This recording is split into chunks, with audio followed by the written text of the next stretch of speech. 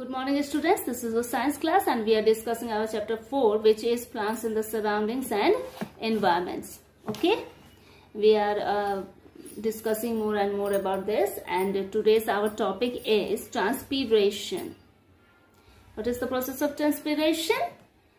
Transpiration is the process by which water is vaporized from the plant's leaf through the tiny hose named stomata. Okay, transpiration is the process by which plants release water in the form of water vapor through the pores present on the surface of the leaves. These pores are called stomata. Large amount of water evaporate from the surface of the plant through transpiration. This provides a cooling effect on plants, like when we are sweating, the water comes out from our body and then after that we are feeling cool. So this transpiration process is just cool down the plants also. Okay, after that there is activity given. What is the aim for this activity? To demonstrate transpiration in plants through a simple experiment. We have to check out if there is a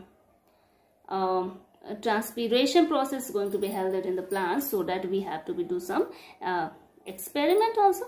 Material requires a well-watered, medium-sized potted plant, 2 transparent polythene bags and 2 threads for tying.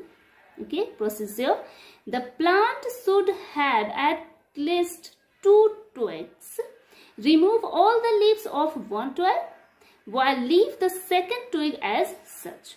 Okay, so we have 2 twigs and then just pluck out the leaves from the single one, and the leaves are just as it is in the second one. Okay, the second one is cover these twigs with polythene bags separately. Also tie them securely with thread at the base of the twig as shown in the picture. Okay, which is shown in the figure, and like this we are just tie up them. Okay, the third one is keep the plant in the sunlight for an hour or 2. What is the observation? Drops of water were seen on the inside of the polythene bag that covered the twig with leaves intact. Okay, where the leaves are present, then we saw there's some water droplets inside the polythene. Okay, no water drops were on the inside the polythene bag that covers the twig with no leaves. So if leaves are present, then water droplets are present. If there is no leaf, there is no any water droplets present. What is the conclusion? This shows that water vapor is lost through the stomata of leaves.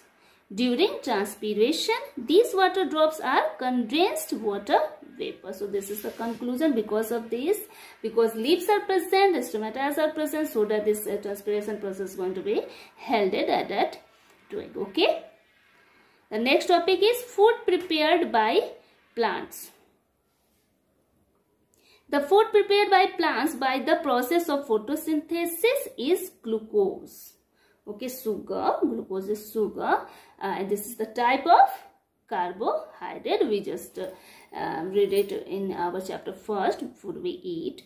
A plant uses the food prepared by it for its growth and to get energy for carrying out activities such as photosynthesis. As usual, we are just eating our food for the energy, for doing activities in our life, so that the plants are also require this food for their energy as well as doing some activities.